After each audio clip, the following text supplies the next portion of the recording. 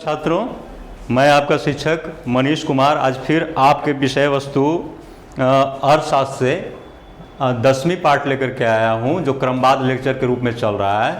और इसमें आपके सिलेबस के अनुसार ये तीसरी पार्ट है और तीसरी पार्ट का ये तीसरा भाग है। इस भाग में हम प्रश्नावली एवं अनुसूची पर आपको जो है समझाने की कोशिश करेंगे। आपने पिछले क्लास में देखा था कि समंकों के संकलन, प्राथमिक समंकों के संकलन के 5 मेथड थे। उस 5 मेथड में एक था डाक प्रश्नावली मेथड और दूसरा था अनुसूची मेथड। डाक प्रश्नावली मेथड के तहत आपने ये सीखा था कि प्रश्न जो है डाक के द्वारा अनुसंधानकर्ता के पास, या जो है अनुसंधानकर्ता द्वारा डाक के माध्यम से सूचकों के पास भेजा जाता है और सूचक उसका जवाब देते हैं। दूसरा मेथड जो अनुसूची वाला था, उसमें आपने देखा था कि अनुसंधानकर्ता के गणक स्वयं सूचक के पास जाते हैं और उस सूचक के पास जाकर के एक प्रश्न की अनुसूची लिए हुए रहते हैं। उस अनुसूची में कुछ निर्धारित प्रश्न दिए हुए रहते हैं अनुसंधानकर्ता द्वारा, और उन प्रश्नों को गणक पूछते हैं लोगों से जिनसे अनुसंधान संबंधित होती है, और उसके जो है खाली स्थानों को वो भरते हैं उस प्रश्न का आंसर के रूप में। तो यानी ये प्रश्न संबंधी 2 मेथड हो गया। एक मेथड हुआ कि डाक प्रश्नावली और दूसरा हुआ अनुसूची प्रश्नावली। तो हम यहाँ पर प्रश्नावली तथा अनुसूची इन दोनों को अलग करने की कोशिश करेंगे और समझाने की कोशिश करेंगे कि प्रश्नावली क्या है और अनुसूची क्या है। चलिए, इसके पहले हम थोड़ा सा अब तक जो पढ़े उस पर हम थोड़ा ध्यान दें और उससे जो शब्द निकल करके कुछ आए हैं उसको भी समझने की कोशिश करें। अभी जो 2 चैप्टर हम समंकों के संकलन के अंदर पढ़े, उसमें पहला जो मूल शब्द है जिसके इर्द गिर्द पूरा अनुसंधान या अन्वेषण घूमता है, वो उसका संचालनकर्ता को हम अन्वेषणकर्ता कहते हैं, यहां पर दिया हुआ है। अंग्रेजी में इन्वेस्टिगेटर हम इसको कहते हैं। जैसा कि आप आगे पढ़ेंगे, मैट्रिक के बाद आप ग्रेजुएट करेंगे, खासकर अगर इकोनॉमिक्स ऑनर्स लेते हैं तो इकोनॉमिक्स ऑनर्स, मैथ ऑनर्स और स्टेट ऑनर्स वाले के लिए खास प्रीफरेंस ये दिया हुआ होता है कि सेंट्रल गवर्नमेंट से लेकर स्टेट गवर्नमेंट में इन्वेस्टिगेटर की बहाली निकलती है और वो अन्वेषणकर्ता यही तीनों से जो यह है प्रतिष्ठा डिग्री लिए हुए हैं वही इसमें फॉर्म फिलअप करते हैं। तो इनका काम क्या है? ये अन्वेषण की योजना बनाते हैं और अन्वेषण की योजना का संचालन ये खुद करते हैं या अपने सहायकों के माध्यम से करते हैं। जैसे यहां पर आप देखिए, ये भारत के महान जो है हरित क्रांति के वैज्ञानिक MS स्वामीनाथन है। इन्होंने जो है उच्च क्वालिटी के बीज का जो है यहां पर विकास किया था यहाँ की मिट्टी के अनुसार। तो इन्होंने क्या किया होगा? अब आप सोचिए, मिट्टी की जांच की होगी भारत के विभिन्न क्षेत्रों का या जहां पर हरित क्रांति लानी थी, और विभिन्न विदेशों में जो हाइब्रिड क्वालिटी के बीज निकल रहे थे उनका भी इन्होंने अनुसंधान किया होगा कि भारत की बंगाल की मिट्टी में कौन सा बीज सेट करेगा, पंजाब की मिट्टी में कौन सा बीज सेट करेगा, हरियाणा की मिट्टी में कौन सा बीज सेट करेगा। और इस तरह इन्होंने हरित क्रांति लाई। तो इनको हम अन्वेषणकर्ता कह सकते हैं। अन्वेषणकर्ता कह ही नहीं सकते हैं, बल्कि ये वस्तुतः थे। थोड़ा सा हम बियॉन्ड द सब्जेक्ट जाते हैं। आपको लगेगा कि सर ये इकोनॉमिक्स पढ़ाने के बजाय कहां पर जा रहे हैं। यद्यपि कि मैंने स्लाइड में भी ये चीज नहीं डाला है, लेकिन पढ़ाते पढ़ाते दिमाग में ये चीज आ गया। हम भारत के इतिहास के ईसा पूर्व में चले जाते हैं, जब लेखन कला का प्रारंभ होना शुरू हो गया था। जहां तक जो मेरा अनुमान है, ये 6ठी-7वीं शताब्दी ईसा पूर्व की घटना होगी, जब लेखन कला में जहां यहां पर काव्य, गणित इन सबों में लिखने की प्रचलन आ गई, किताबें लिखने जो है लिखी जाने लगी। उसमें दर्शन सारे विषयों का आधार बनकर के उभरा और कहा जाता है कि प्रथम दर्शन जो यहां पर दिया उनका नाम था कपिल, और उन्होंने जो दर्शन दिया उसका नाम था सांख्य दर्शन। तो सांख्य दर्शन नाम ही है जो संख्या पर आधारित है, और संख्या के अध्ययन के तो ही सांख्यिकी कहते हैं। तो सवाल उठता है कि फिर उनके दर्शन को सांख्यिकी के अंदर क्यों नहीं लिया गया? क्योंकि उनका दर्शन जो था, जो सांख्य दर्शन उन्होंने दिया था, वो अनुभवों पर आधारित था। क्या होता है कि लोग कहते हैं कि विज्ञान जब तक प्रमाणित ना हो तब तक विज्ञान नहीं कर सकते हैं, लेकिन इतना तो जरूर है ना कि हम किसी चीज की कल्पना करते हैं तभी तो उसको प्रमाणित कर पाते हैं। कल्पना शुरुआत है किसी वैज्ञानिक विश्लेषण के लिए। हम कल्पना करते हैं तब उसका मूर्त रूप देते हैं। तो वहां पर उन लोगों ने कल्पना की और अनुभव के आधार पर उसको सिद्ध करने की कोशिश की। और सिद्ध करने में उन्होंने क्या किया, कहा कि मूल रूप से दो तत्व हैं, एक प्रकृति है और दूसरा पुरुष है। यदि पुरुष और प्रकृति दोनों आपस में जुड़ते हैं तो दुनिया का विकास होता है, और इन दोनों में वियोग होता है तो विनाश होता है। और आगे इस पद्धति को 8वीं 9वीं शताब्दी में शंकराचार्य ने आगे बढ़ाया अद्वैत दर्शन की तरह, जिसमें उन्होंने बताया किस तरह ब्रह्मांड की विभिन्न चीजों की उत्पत्ति हुई है, और उसको उन्होंने संख्या के आधार पर ही बताया है कि पृथ्वी की उत्पत्ति कैसे हुई। तो उन्होंने 5 गुणों को लिया, रूप, रस, गंध, स्पर्श, शब्द, और उसमें कहा कि जिसका जो खास मौलिक गुण है, जैसे आप सोचिए कि आग का कौन सा गुण हो सकता है, तो आग के पास न रस है, न गंध है, न शब्द है, न स्पर्श है, आग के पास एक ही गुण है और वो है रूप। तो रूप गुण उसमें ज्यादा प्रभावी होगा। तो आग की उत्पत्ति में जिसमें ज्यादा प्रभावी गुण है उसका आधा भाग होता है, और बाकी 4 जो शेष गुण है उसका 1/2, 1/2, 1/2, 1/4, 1/4 करके उसका भाग होता है। और इस तरह पूरा मिलाकर के 1/2 और 1/4, 1/8। इसको हम इस तरह से देख सकते हैं, जरा सा 1 मिनट बोर्ड पर आ जाएं हम लोग, तो इसको देख सकते हैं कि मान लेते हैं कि हम जो जिस गुण हावी है तो उसको हम 1/2 रखते हैं, और प्लस 4 गुण और हैं तो उसको 1/8 प्लस 1/8 प्लस 1/8 और प्लस 1/8। तो इसको अगर हम ये ऐड करते हैं तो इसमें इसको कंप्लीट करते हैं तो ये सब मिलाकर के एक वस्तु बन जाती है। हम यहां पर ये कह सकते हैं कि उन्होंने जो है सारी चीजों को एक करके, सारी में से एक एक अंश निकाल करके और सबको कैलकुलेट करके ये सिद्ध करने की कोशिश की है कि इस तरह पृथ्वी का निर्माण हुआ, इस तरह आग का निर्माण हुआ, इस तरह जल का निर्माण हुआ। लेकिन फिर वहीं पर आते हैं कि ये सब अनुभवों को सिद्ध करने का उन्होंने प्रयास किया था, अनुभव के आधार पर सिद्ध करने का प्रयास किया था। इसको वस्तु पर उन्होंने आरोपित नहीं किया, और वस्तु पर आरोपित नहीं किया तो इस कारण यह सांख्यिकी के अध्ययन क्षेत्र के अंदर नहीं आया। अब इसमें जो है हम ये कह सकते हैं कि हां, दर्शन के क्षेत्र में वो एक इन्वेस्टिगेशन ही था, वो एक अन्वेषण ही था।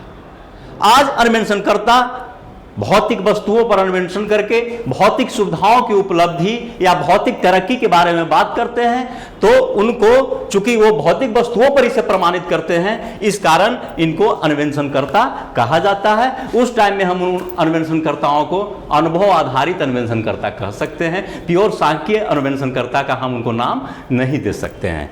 अब दूसरा चीज जो सामने आ रहा है उसमें यह ध्यान दीजिए, गणनाकार अन्वेषण किसके माध्यम से होगा? जब गिनती होगी, गणना होगी। गणना से हम आंकड़े इकट्ठे करेंगे तब तो हमको सबूत जुटेगा, तो उसके लिए गणनाकार होना चाहिए। गणनाकार खुद अनुसंधान करता भी हो सकता है या अन्वेषण करता भी हो सकता है, या गणना का क्षेत्र बड़ा हो तो उसके सहायक लोग भी हो सकते हैं। यहां पर हम देख रहे हैं कि गणनाकार का काम, यहां एक लेडीज, पढ़ी लिखी लेडीज है जो गणनाकार का काम कर रही हैं, और जा करके गांव में लोगों से पूछताछ रही है, और देखिए यहां पर नोट कर रही हैं, जो ये आंकड़े बतला रहे हैं या इनसे जिस विषय वस्तु के संदर्भ में इनसे पूछ रहे हैं उनसे संबंधित ये आंकड़े नोट कर रहे हैं। संभवतः ये जनसंख्या संबंधी जनगणना भी करने गए होंगे। वैसी अवस्था में अन्वेषणकर्ता कौन होगा? आप ये समझिए, अन्वेषणकर्ता भारतीय जनगणना आयोग होगा, और इनके जैसे सैकड़ों स्टाफ गणनाकार कहलाएंगे। तीसरा है अन्वेषणकर्ता हुआ पहला जो अनुसंधान की शुरुआत करता है और संचालन करता है, गणनाकार हुआ जो आंकड़े जुटाता है। लेकिन इन दोनों मिल गए तो जिस पर काम होना है उसको तो रहना जरूरी नहीं है, तो जिस पर काम हो रहा है उसको रहना जरूरी है। तो आप ध्यान दीजिए, तो वो कौन है? तो वो है रिस्पोंडेंट, उत्तरदाता। आप सोचिए, स्कूल में बिल्डिंग है, स्कूल में शिक्षक हैं और छात्र नहीं है, तो फिर विद्यालय किस बात की? ठीक वही चीज यहां है। अन्वेषण करता है, अन्वेषण को चलाने वाले, अन्वेषण के लिए आंकड़े जुटाने वाले गणनाकार हैं, तो उस उद्देश्य से संबंधित लोग भी तो होने चाहिए जिनके लिए यह काम किया जा रहा है। तो वो उसको हम बोलेंगे उत्तरदाता जो वास्तविक आंकड़े प्रदान करें। जैसे आप अपने यहाँ देखते होंगे कि आते हैं गणना करने वाले, आपसे पूछते हैं आपके घर में कितने वयस्क हैं, आपके यहाँ मोटरसाइकिल है कि नहीं, पक्का मकान है कि नहीं, तो आप उत्तर तो कुछ न कुछ देते हैं ना। जैसे यहाँ पर हम देख सकते हैं कि ये लोग रिस्पोंडेंट हैं, उत्तरदाता हैं। अब हम आते हैं प्रश्नावली और अनुसूची पर। प्रश्नावली के बारे में हम पहले भी थोड़ा सा बोल चुके हैं कि यह डाक द्वारा भेजा जाता है और डाक में एक निश्चित प्रश्न होते हैं। इसमें प्रश्नकर्ता और उत्तरदाता के बीच में सीधा संबंध नहीं होता है। निश्चित प्रश्न है जिसका जवाब उत्तरदाता डाक के माध्यम से ही भेज देते हैं। अनुसूची में क्या है कि अनुसूची में अनुसंधानकर्ता अपने गणक के माध्यम से जो है प्रश्न को भेजते हैं और गणक उनसे उत्तर पूछ करके, और जो अनुसूची बनी हुई रहती है यानी एक दस्तावेज टाइप बना हुआ रहता है जिसमें प्रश्नों का क्रमांक रहता है, और जिस तरह से नियत प्रश्न होते हैं उनसे पूछ करके उसका जवाब उसमें भरते हैं। प्रश्नावली में एक चीज ध्यान दीजिए, ये आज परीक्षा में अक्सर आता है।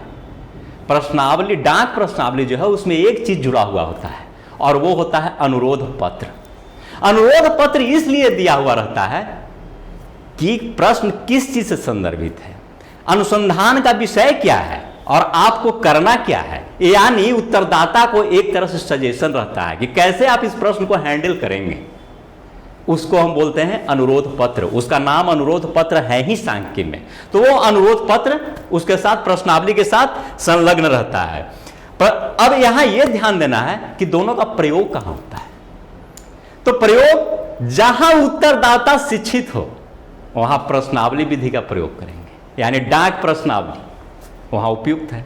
लेकिन यदि उत्तरदाता शिक्षित नहीं हो या जनरल कैटेगरी हो, जनरल कैटेगरी का मतलब यहां मेरा कोई कास्ट एंड क्रीड से नहीं है, सामान्य लोग में कुछ पढ़े भी होते हैं, कुछ अनपढ़ भी होते हैं, कुछ सामान्य पढ़े भी होते हैं, तो वैसे के लिए अनुसूची मेथड ही सही है। जैसे मान लेते हैं कि इस तरह से आ जाता है प्रश्न भरने के लिए गांव के झुग्गी झोपड़ियों में रहने वाले लोगों के पास, जहां एजुकेशन बहुत कम नजर आता है, तो आप अनुमान लगा सकते हैं कि क्या वो ये भर सकते हैं इसको। एक तो कि प्योर अंग्रेजी में दिया हुआ है और दूसरे बहुत सारे चीज है जिसका वो मतलब ही नहीं समझ पा रहे हैं, प्रोफाइल है, रिस्पोंडेंट है, तो ये निश्चित तौर पे पढ़े लिखे व्यक्तियों के लिए है। अब यहां पर देखिए इसमें दिखाया गया है कि हाँ डाक से प्रश्नावली कैसे भेजा जाता है। ये अनुसंधान करता है जो डाक से प्रश्नावली भेज रहे हैं। अब एक सवाल उठता है कि उपयुक्त विधि कौन है। तो उपयुक्त विधि के बारे में फिर से हम आ जाते हैं, अभी थोड़ा सा बताएं, एक टर्म और उसमें जोड़ दीजिए। मैंने कहा पढ़े लिखे व्यक्तियों के लिए डाक प्रश्नावली मेथड ठीक है, यानी अनुसंधान का क्षेत्र का संबंध जहां पढ़े लिखे व्यक्तियों से हो। कहने का मतलब क्या है कि सूचक जहां पढ़े लिखे हों, सूचक कौन, वह जनता जिसके लिए आप अनुसंधान कर रहे हैं, तो वो अगर पढ़ा लिखा हो तो वहां डाक प्रश्नावली मेथड ठीक है। यदि अनुसंधान का क्षेत्र व्यापक हो और जनता उतनी पढ़ी लिखी नहीं हो तो वहां अनुसूची प्रणाली बेहतर है। लेकिन अनुसंधान का क्षेत्र छोटा हो तो प्रत्यक्ष अनुसंधान विधि वहां पर ज्यादा उपयुक्त है। क्यों? क्योंकि प्रत्यक्ष अनुसंधान विधि में अनुसंधानकर्ता डायरेक्ट जा करके और सूचक से सवाल करता है, यानी उन जनता से सवाल करता है। डायरेक्ट सवाल करने में आंकड़े सही मिलते हैं, मौलिक मिलते हैं। ऐसे किसी माध्यम से आंकड़े जानने में आंकड़ों में कुछ कमी बेसी हो सकती है। तो अब तीन तरह की स्थिति आपने देखा। पहला क्या हमने कहा कि यदि पढ़े लिखे हैं तो डाक प्रश्नावली, सीमित क्षेत्र है तो प्रत्यक्ष अनुसंधान विधि, और यदि क्षेत्र व्यापक हो और ज्यादा पढ़े लिखे नहीं हो तो जो है अनुसूची प्रणाली में हम आएंगे। अब हम इन सारे चीजों को देखने के बाद एक चीज तो हमारे नजर में आया है यहां पर कि प्रश्नावली मेथड दो मेथडों से जुड़ा हुआ है, एक डाक प्रश्नावली, एक अनुसूची प्रश्नावली। दोनों में देखा कि प्रश्नावली है। डाक प्रश्नावली में अनुरोध पत्र साथ जुड़ा हुआ होता है, अनुसूची मेथड में व्यक्ति ही जुड़ा हुआ होता है। व्यक्ति में अनुसंधानकर्ता का वो खास व्यक्ति जो वहां गणन के लिए जाता है वही समझाने के लिए वहां है। तो ये यानी प्रश्नावली मेथड महत्वपूर्ण हो रहा है। आजकल चूंकि मीडिया का तंत्र बढ़ता चला जा रहा है और ऐसी अवस्था में प्रश्नावली मेथड का उपयोग और बढ़ता चला जा रहा है। जब प्रश्नावली मेथड का उपयोग बढ़ता चला जा रहा है तो हम ये सोचने के लिए बाध्य हैं कि प्रश्नावली मेथड का में कौन सी चीज फॉलो करना चाहिए। यानी कहने का मतलब कि एक अच्छी प्रश्नावली हम किसको कह सकते हैं, अच्छी प्रश्नावली के कौन सा गुण हो सकते हैं। तो मैंने यह दिया है कि एक अच्छी प्रश्नावली के गुण, अच्छी प्रश्नावली के गुण में हम इस बात को ध्यान रखें कि सबसे पहले तो प्रश्न क्रमवार होना चाहिए। क्रमवार का मतलब आप समझिए, आपका नाम और उसके बाद ऐसा नहीं कि आपके पास खेत कितने एकड़ है, उसके बाद आपके पिता का नाम, माता का नाम, आपकी एज, आपके लिंग, इस तरह के चैनल होने चाहिए। चैनल मीन्स श्रृंखला जो एक दूसरे से कड़ी जुड़ती चली जाए। सबसे पहले जो है इसमें क्रमवार सूची हो जो अनुसंधान के उद्देश्य से संबंधित हो, और ऐसी भी सूची नहीं आपकी हो कि जिसका अनुसंधान से कोई ताल्लुकात नहीं हो, जिस अनुसंधान से रिलेटेड हो वही सूची रहनी चाहिए। अब आप मान लेते हैं कि किसी की जो है आर्थिक स्थिति के आंकड़ा उससे जानना चाह रहे हैं और आप उससे ले रहे हैं शैक्षणिक आंकड़े, ऊपर से लाए आपके पास जमीन कितनी एकड़ है, आपकी मासिक आय कितनी है, कमाने वाले परिवार कितने हैं, और फिर कह रहे हैं आप किस विश्वविद्यालय में पढ़ते हैं, नगर पालिका में कि राजधानी के विश्वविद्यालय में। तो ये अटपटांग सा आंकड़ा हो जाता है जिसका कोई आपस में तालमेल नहीं होता है। तो इस तरह से ये अनुसंधान से संबंधित होने चाहिए। और इस तरह से एक चीज और निकलता है कि अनुसंधान की सफलता प्रश्नावली के निर्माण पर निर्भर करती है। प्रश्नावली यदि आपकी क्रमवार होगी, अनुसंधान के उद्देश्य के अनुसार होगा, तभी आपका अनुसंधान सफल होगा। अगर क्रमवार नहीं होगी, मतलब वैज्ञानिक नहीं होगी, और साथ में जो है उद्देश्य से संबंधित नहीं होगी, तो इसकी सफलता संदिग्ध बन जाएगी, यानी ये ट्रैक से इधर उधर चल जाएगा, बेपटरी हो जाएगा। अब इन चीजों को देखने के बाद यह निश्चित विचार उठता है कि अगर हम इसका विश्लेषण तार्किक ढंग से करें तो एक अच्छे प्रश्नावली में कौन कौन से गुण आते हैं। अब उन गुणों को हम एक एक पॉइंट करके देखें। सबसे पहले अनुरोध पत्र। मैंने कहा था कि जो डाक द्वारा प्रश्नावली भेजी जाती है उसमें एक अनुरोध पत्र संलग्न होता है, क्योंकि डाक द्वारा भेजा जा रहा है, कोई व्यक्ति लेकर नहीं जा रहा है जो आपको समझाएगा वहां पर कि इस प्रश्न में क्या है, इसको क्या रिस्पांस, कैसे रिस्पांस देना है, किस उद्देश्य के लिए है। तो वो सारी चीज को समझाने के लिए अनुरोध पत्र होता है। इस पत्र में अनुसंधानकर्ता अपना परिचय दे देता है। सबसे पहले तो किसी भी फिडिलिटी के लिए, विश्वास के लिए इतना जरूरी होना चाहिए ना कि आप कौन हैं, आपका आइडेंटिटी क्या है, पहचान आपकी क्या है, तब तो वो होगा, विश्वास आप पर होगा। और किस कारण से आपने ये पत्र भेजा है, आपके अनुसंधान का उद्देश्य क्या है। उद्देश्य डेवलपिंग है या डिस्ट्रक्टिंग है। आपके उद्देश्य, आपके प्रश्न से भी बहुत सारे ऐसे भी हैं जो गलत तरह की संस्था कुछ गलत तरह के काम के लिए भी आंकड़े इकट्ठे करते हैं, तो हम उन चीजों को समझ सकते हैं। आप यहां देखिए एक अनुरोध पत्र इसमें हमने टैग किया है। यह अनुरोध पत्र एटलस साइकिल के कंपनी का है, कंपनी के पास भेजा गया है इस अनुरोध पत्र को, और यह प्रश्नावली के साथ अटैच है, जिसमें जहां भेजा गया है उसके पास का यह है, उसका एड्रेस ये दिया हुआ है, और नीचे जो अनुसंधान करता है वो अपना दस्तखत करके भेज रहे हैं कि मैं हूं और किस कारण भेज रहा हूं। इसमें साफ लिखा हुआ है कि एटलस साइकिल इंडस्ट्री में कार्य कर रहे श्रमिकों का आर्थिक सर्वेक्षण करना है।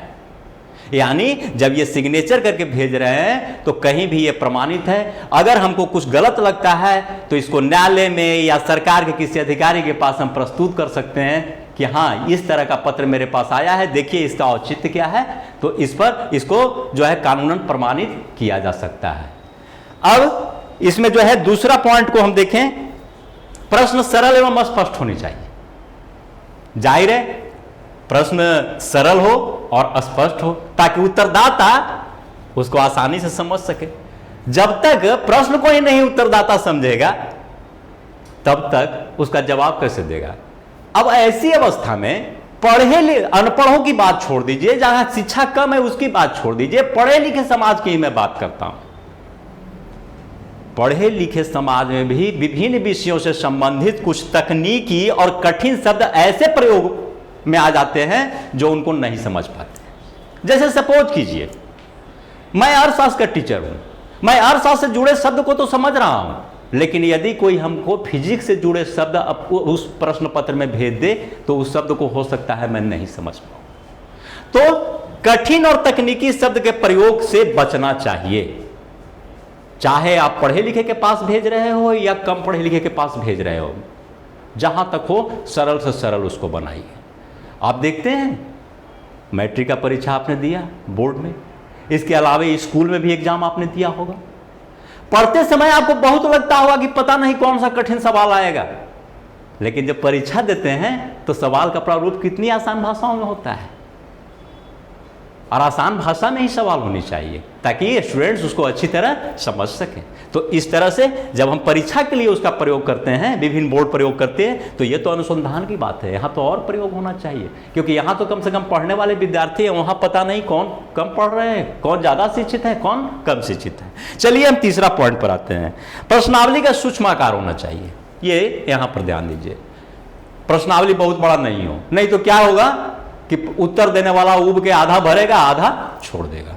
पिछले क्लास में हमने सिंपल सा उदाहरण आपको दिया था कि ये तो यहाँ तो डाक से भेज दे करके निश्चिंत हो गए, सामने है भी नहीं, तो उत्तर दे भी सकता है, उत्तर न भी दे सकता है, आधा अधूरा भी दे सकता है, और जो ज़्यादा सिंसियर होगा वो पूरा भर के भेज देगा। मैंने सिंपल सा उदाहरण दिया था कि बैंक में अकाउंट खुलाने जाइए, उसका फॉर्म लीजिए, उस फॉर्म में इतने कॉलम होते हैं कि 2 4 5 कॉलम भर के, और अंत में ग्राहक जो होता है उसको छोड़ के मैनेजर के पास चला जाता है, सर अब हमको पता नहीं चल रहा है, अब हम क्या करें। मैनेजर साहब जो मुख्य जगह होता है वहां टिक मार करके आपके सिग्नेचर लेके कहते हैं जाइए बाकी काम हम कर लेंगे। ये क्यों प्रॉब्लम हो रही है? प्रॉब्लम इस कारण हो रही है कि हिंदुस्तान में अभी भी जनता उतनी शिक्षित नहीं है और हर चीज को उतनी नहीं जानती है, और आपका फॉर्म लंबा चौड़ा पॉइंट से भरा होता है, उन तथ्यों को नहीं समझ पाता है, जितना समझता है बेचारा लिखता है फिर ऊपर के छोड़ देता है। ये भी तब जब उसको अकाउंट खुलवाना जरूरी है तब भी वो कुछ कॉलम भर लेता है, और जब वो अकाउंट खुलवाना जरूरी नहीं रहता तब तो वो फॉर्म ताकता ही नहीं आपका किधर है। तो साफ बात है कि आकार आपका छोटा होना चाहिए, जिससे ये लगे उनको कि नहीं कुछ सब मैंने इस तरह से समझ लें कि उनको इंटरेस्ट आए कि नहीं कुछ उद्देश्य से ही ये काम किया जा रहा है, यानी उद्देश्य उनको सकारात्मक नजर आने लगे। चौथे पॉइंट की ओर आते हैं, ये सुव्यवस्थित होने चाहिए। इस पर हमने पहले ही कहा था कि प्रश्नों के गुण के आधार पर विभिन्न समूहों और वर्गों में बांटते हुए क्रमवार और सुव्यवस्थित होना चाहिए। गुण के आधार पर विभिन्न वर्गों में, जैसे आपसे सिंपल सोच लीजिए, आपके विद्यालय में छात्रों की संख्या को जानना है। आपका विद्यालय निश्चित तौर पे हायर सेकेंडरी विद्यालय है। हायर सेकेंडरी विद्यालय में 4 क्लास होते हैं, 9th 10th 11th and 12th। सबसे पहले हम 4 क्लासों का कॉलम बनाएंगे अगर छात्रों की संख्या जानना है, और हर क्लास में हम छात्र और छात्राओं को अलग अलग कॉलम करेंगे। अगर हम इसको थोड़ा सा बोर्ड पर देख लें तो ज्यादा आसानी से समझ में आएगा।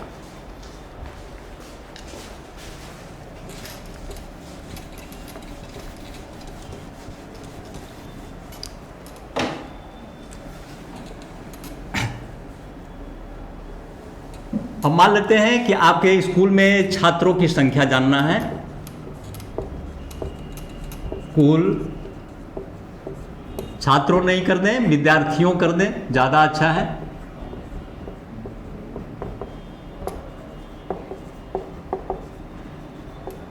तो इसमें जानने के लिए आपको सबसे पहले देखना है कि हमारे स्कूल में क्लास कितने हैं। तो आपके यहाँ 9th है, 10th है, 11th है और 12th है।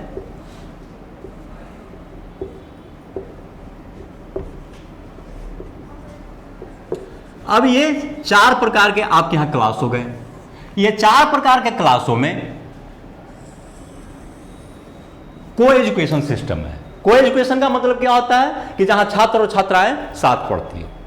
तो अब देखिए, एक गुण तो हुआ, वहां पर क्या दिया हुआ है कि प्रश्न गुण के आधार पर और विभिन्न समूहों और वर्गों में होना चाहिए। तो पहले आप इसको वर्ग में विभाजित कर लिए, अब हम विशेषण के आधार पर विभाजित करेंगे, गुण विशेषण ही है ना।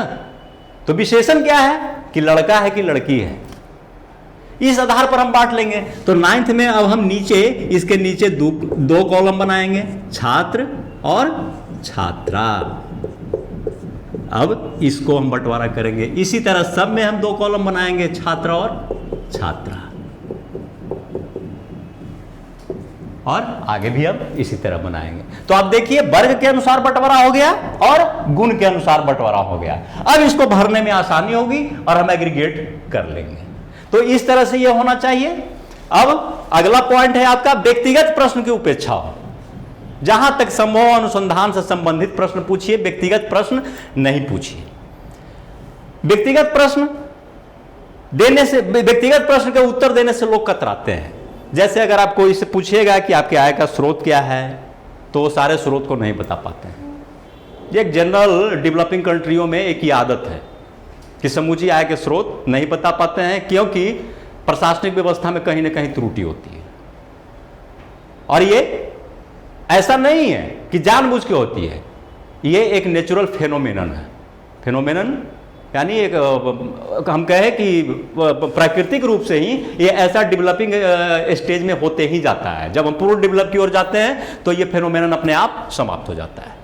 तो जैसे यहां पर दिया हुआ है कि आय के स्रोत या बिक्री का आकार आपका क्या है, इन प्रश्नों का उत्तर वो लिखित रूप में नहीं देना चाहते। तो आप अनुसंधान जिस चीज के अनुसंधान के लिए आप गए हैं उससे जुड़े सिर्फ प्रश्न पूछिए, और उस प्रश्न से उस व्यक्ति को ऐसा नहीं लगे कि कहीं हम पर आघात तो नहीं हो रहा है। जब ऐसा नहीं महसूस होगा तो वो व्यक्ति आसानी से जवाब देगा। तो आघात तो तभी होगा ना जब व्यक्तिगत प्रश्न पूछेंगे। नेक्स्ट, अनुसंधान से संबंधित, जाहिर है इसी में हमने इसकी भी चर्चा कर दी कि अनुसंधान से संबंधित प्रश्न होना चाहिए। 7th में हम देखें हां या ना में उत्तर। ऐसा ना हो कि मैट्रिक, IA, BA, MA जैसा उत्तर का लंबा साइज आप बनवा दें कि इस प्रश्न का उत्तर दीजिए, व्याख्या कीजिए, तो आपको पता चलेगा कि अधिकांश प्रश्नावली बिना भरे हुए ही रिजेक्ट हो गया। पब्लिक को जहां जिस उद्देश्य से आप अनुसंधान कर रहे हैं उन उद्देश्य से जुड़े हुए पब्लिक को आप सिर्फ इतना ही इशारा कीजिए, इतना ही आप विकल्प दीजिए कि हाँ या ना, वो बहुत जल्दी फॉर्म को भर के आपको भेज देंगे, क्योंकि उनको भरने उनको भार महसूस नहीं होगी। नेक्स्ट है आरोप की प्रतीति नहीं। आप ऐसा सवाल मत कीजिए जिससे उनको लगे कि हम पर आरोप है। वैसा सवाल क्या है, जैसे कि आप आयकर बचाते हैं, अब बताइए किसी से आप पूछेगा तो कोई जवाब देगा कि आप आयकर बचाते हैं। सरकार भी अगर जाके पूछे, या सरकार के इनकम टैक्स ऑफिसर भी अगर जाकर के किसी से पूछे कि क्या आप आयकर बचाते हैं, तो हमको तो नहीं लगता है कोई जवाब देगा, कहेगा कि नहीं हम कहाँ बचाते हैं। अरे ये तो उनका इन्वेस्टिगेशन की बात है ना कि आप उनकी जांच कीजिए कि वो बचाते हैं कि नहीं बचाते हैं। ऐसे कोई सामान्य रूप से तो, या रिश्वत देते हैं, किसी काम के लिए रिश्वत देते हैं, कोई नहीं कहेगा कि रिश्वत देते हैं। इसका उदाहरण आप कैसे जान सकते हैं? आप देखिए झंडा पताका लेकर के रोज होता है, दहेज का विरोध करो और सब कोई दहेज लेता है। व्यवहार में ही देखा जा रहा है ना कि हर जगह अब इसके पीछे कोई प्रूफ कोई खोजे तो प्रूफ अलग चीज है, व्यवहार तो हम लोग सारा यही देख रहे हैं कि दहेज चल रहा है। उसी तरह हम देखते हैं बाल मजदूर, बाल शोषण बंद करो, बाल मजदूर जो है नहीं आप रख सकते हैं, लेकिन जब घूमिए मार्केट में तो जगह जगह 14 साल से कम उम्र के बच्चे को काम करते हुए देखते हैं, नजर आती है।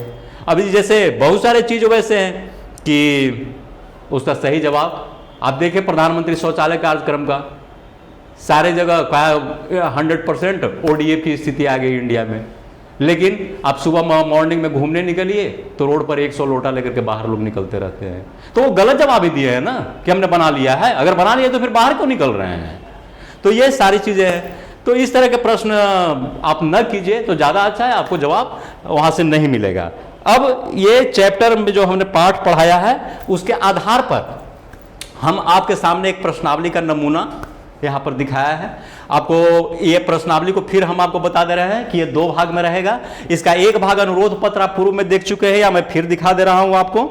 ये अनुरोध पत्र है जो ऊपर लगा हुआ रहेगा, या एक पेज में ये अलग रहेगा, और दूसरा पेज आपका रहेगा प्रश्नावली का।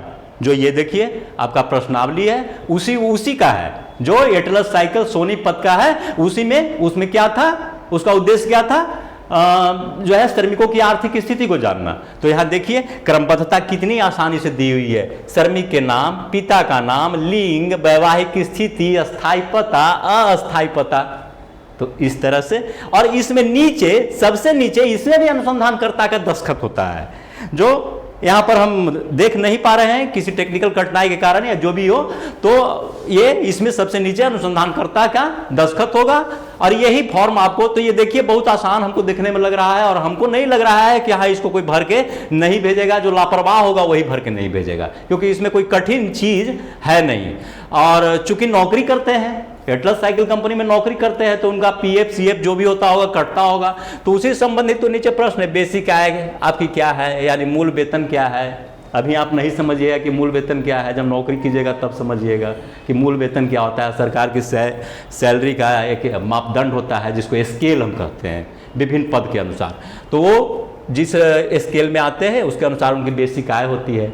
फिर बढ़ती हुई महंगाई के अनुसार उनकी महंगाई भत्ता बढ़ती जाती है, क्योंकि एक ही सैलरी पर आदमी स्टैंड रहेगा तो महंगाई बहुत बढ़ जाएगी, तो वो सैलरी तो उनका कम जाएगा ना एक तरह से। जैसे आप मान लीजिए कि आपके पिताजी की सैलरी पर डे 100 रुपया था, और रोज 2 किलो चावल खरीदते थे, चावल का दाम 20 रुपये किलो था, तो 40 रुपया लग जाता था। अब यदि चावल का दाम 50 रुपया हो जाए या सैलरी 100 रुपया रहे, तो 100 रुपया चला गया चावल खरीदने में। तो उस अनुसार, जिस अनुसार चावल की महंगाई बढ़ी या अन्य वस्तुओं की महंगाई बढ़ी, उसके अनुसार वो महंगाई भत्ता बढ़ती है, उसी को हम बोलते हैं। बोनस मिलती है काम रेगुलर करने वाले को कि नहीं भाई इनको बोनस मिलना चाहिए, या और अन्य भत्ते। इसके अलावा कुछ कटौतियाँ होती है, जैसे पीएफ वगैरह कटता है आपकी ही आय में से, जो आप कमाते हैं उसमें से कुछ निश्चित प्रतिशत की कटौती इसलिए होती है कि रिटायरमेंट के बाद आपको काम देगा। जैसे मान लेते हैं कि आपकी अगर सैलरी 10,000 है तो उसमें से 10% की कटौती होती है, तो यानी 1,000 रुपये कटौती होती है, और इतनी ही सरकार दे देती है। तो यानी ये 2,000 रुपया मंथली श्रमिक को जमा होते जाता है उसका बैंक अकाउंट में, वो अन्य कटौतियां में शामिल होती है। यानी पूरे जीवन भी अगर वो श्रमिक अपना पूरा पेमेंट खर्च भी करता है तो ये कम से कम 2,000 रुपया उसका पर मंथ सेव होता है, जो रिटायरमेंट के बाद उसको काम आता है। तो इन सारे डॉक्यूमेंट्स को हम समझते हैं नौकरी पेशा वाले आदमी निश्चित तौर पर भर के भेज देंगे। तो यहाँ पर हम क्या देख रहे हैं, मूल रूप से देख रहे हैं कि एक तो कि भाषा आसान है और चैनल के थ्रू है। चैनल का मतलब है कि श्रृंखला वाइज एक दूसरे से जुड़ा हुआ है। तीसरी चीज जो हम इसमें देख रहे हैं, कि वो बिल्कुल उद्देश्य से संबंधित है। श्रमिक की आर्थिक स्थिति है, तो आप देख रहे हैं कि हर जो इसका पॉइंट है वो श्रमिक की आर्थिक स्थिति के उद्देश्य से ही पूछा गया है।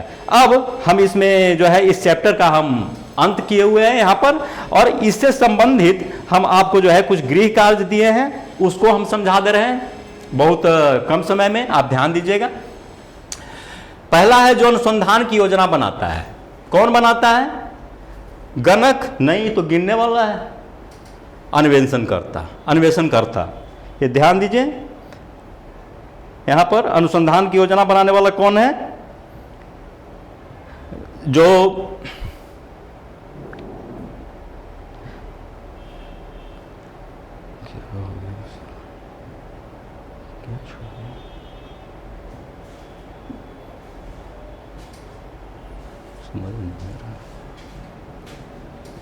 चलिए अब इसमें हम देख लेते हैं। जो अनुसंधान की योजना बनाता है उसको हम क्या कहते हैं?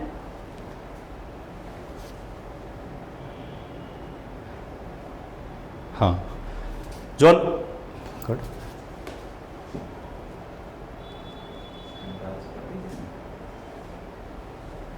चलिए आज की क्लास हम यहाँ एंड करते हैं। धन्यवाद। और एक सेकंड के लिए हम देख लें फिर से, जो है अब इसमें जो कुछ प्रश्न हैं अंत में टैग किए हुए हैं, उसका आंसर है यदि आप उसमें खोजें तो आपको आसानी से मिल जाएगा। धन्यवाद।